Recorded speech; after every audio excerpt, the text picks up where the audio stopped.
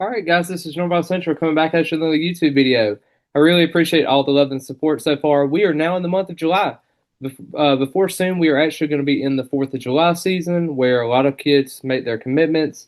Unfortunately, Florida State did not be able to get four-star linebacker TJ White as he committed over to Tennessee. We'll kind of see what happens with four-star linebacker Rodney Colton as well as four-star linebacker DQ Forkpa. And I do think those two kids can be viable weapons for Florida State. As of right now, I have Colton more of an attainable get than Forkpo right now. But I do think that Florida State has a chance for both of those guys and think they're in the running for both. So kind of excited to see what John Papuchis does at the linebacker position now that he has moved over from defensive line to linebacker. Now let's go ahead and talk about the position that John Papuchis is no longer coaching in the defensive line. Now, Terrence Knighton has been a tremendous recruiter so far in terms of getting certain guys in there. Now, granted, he does have to get more defensive ends, but I do think that's going to come with over time now at this point. He did get a lot of talented recruits last year. A guy that I loved last year that he was able to get was Kevin Wynn, a four-star defensive tackle, even a Jesse LaHarold, who I think is going to be really good as well. Just overall, though, I think Florida State's going to have to do a better job in terms of defensive end, but I think it is going to happen over time with that. I do want to talk about one prospect that Zach Blowstein as well as Steve Wilfong from On 3 have both predicted to go to Florida State now at this point, and that is four-star defensive lineman Earnest Rankins. He is actually from Decatur, Georgia.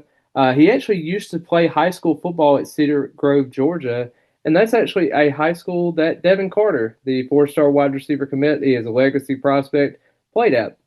I think he has done a tremendous job in terms of recruiting him. He's pretty much had a stamp on this recruitment so far.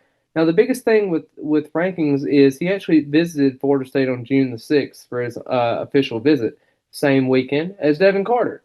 Had a huge swing kind of there. I know that Georgia was kind of involved in his recruitment early on. There was a crystal ball prediction in February. Georgia really didn't get involved. Now, you can honestly say that maybe he slipped in the rankings or something happened. No, rankings is still a top 125 prospect in both 247 sports and on three. So he is very, very talented, one of the top 15 defensive linemen in the entire country. And this is a Georgia native that Florida State desperately needs to get in this class. He's sitting at 200 or 6'6", 285 pounds. Can play defensive end, can play defensive tackle. They've gotten very versatile pieces because you look at Tony White's defense, a multiple 3-3-5 defense that is physical, has a lot of exotic looks, and actually is able to put defensive linemen all over the field at this point. Now, the biggest thing I wonder with Florida State, because he is going to be deciding pretty soon, either July 2nd or July 3rd, in his decision making, it's going to happen pretty quickly. Hopefully, Florida State's able to get him as long as a Chauncey Kennan as well. I think if you're able to get both of those guys, you're in the top 8 in terms of recruiting. Biggest thing is, though, you got to be able to hang on to them. You got to have a success on the field in 2025 to be able to keep most of your guys that you have. But overall, it's a great startup for Mike Norvell and his staff as they kind of head into the Alabama season opener that has so much impact on what Florida State is going to be able to do this season. Just as an off-topic question, because I do realize that 2027 recruits aren't being talked about as much, but they did have a three-star tight end, Connor Wynn, commit earlier. He's from Jacksonville, Florida.